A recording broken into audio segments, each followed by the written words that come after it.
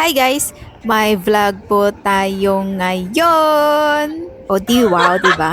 So ngayon guys, dahil opening na po ng flower show dito sa HK, syempre arat ako agad guys. So ito yung kanilang napakagandang display guys. Lahat po ng nakikita nyo guys ay gawa po yan sa mga fresh flowers. Ayan na siya guys. O di ba? Napakaganda. Ang huhusay talaga nila gumawa, guys. Talaga namang pinahanga nila ako. O, di ba? Napaka-colorful, guys.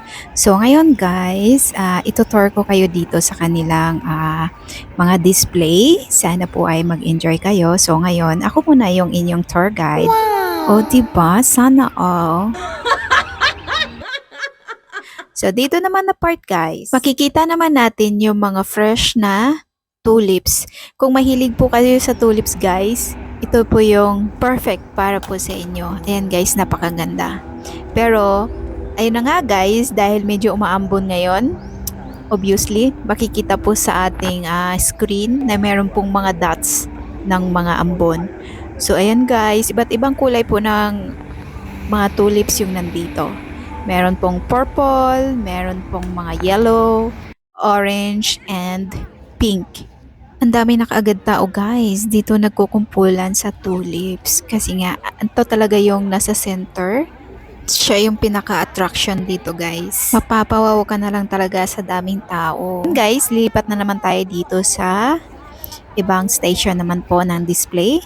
So meron pong mga monkey. Tapos dito naman guys, merong natutulog na tiger. So, bawal tayo maingay kasi may natutulog. So, ayan siya guys. Napaka-cute po ng kanilang tiger. Yan po guys, gawa lang din po yan sa fresh na flower. O diba, ang huhusay nila gumawa guys. Diba, ang cute. Super cute. Ayan po yun si Panda. Yan din. Dito naman po sa kabilang side. Dito naman po ay merong dalawang flamingo. So, ayan po si flamingos. Dadako naman tayo guys sa mga bulaklak. Ayan guys, meron ditong nagsilakihang mga sunflower.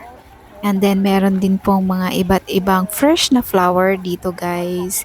Pero hindi ko po alam yung mga names nila dahil hindi po ako nagbabasa o diba?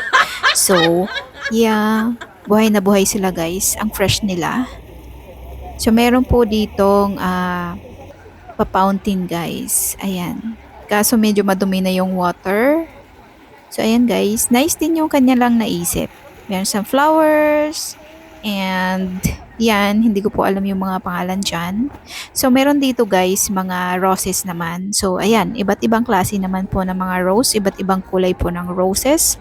So, yan. Ang ganda guys. So fresh. I love flower. So, ayan guys. Meron ditong mga chameleon. So, iba't ibang kulay din po ng chameleon. So, talagang mag-i-enjoy tayo sa mga iba't ibang kulay ng mga bulaklak. Meron din pong ito. Ewan ko anong tawag dyan sa white na yan. Ito guys, maganda din yung kanilang design. Yung kanilang design dito guys, maganda din. At ang ganda rin po ng kombinasyon ng mga flowers. Like purple, white, pink. Ayan, so may pa-fountain din sila guys. Dagdag design. O diba, napaka-creative nila guys. Kaso medyo namamatay na yung flowers doon. Meron din po maraming mga daisy. So ang ganda guys ng mga African daisy dito guys. Iba't ibang color din. Kung mahilig ka po sa mga daisy, so ayan guys, pumitas ka na lang. LOL. Ito naman guys, nice din tong flower na ito. Meron din yang iba't ibang color. Ito, white color. Pero ewan ko anong tawag dyan sa bulaklak na yan. Bulaklak pala yan. Akala ko yan yung panggamot sa sugat. So yan. Ito nice din guys. Ibang flower din siya. Ito purple.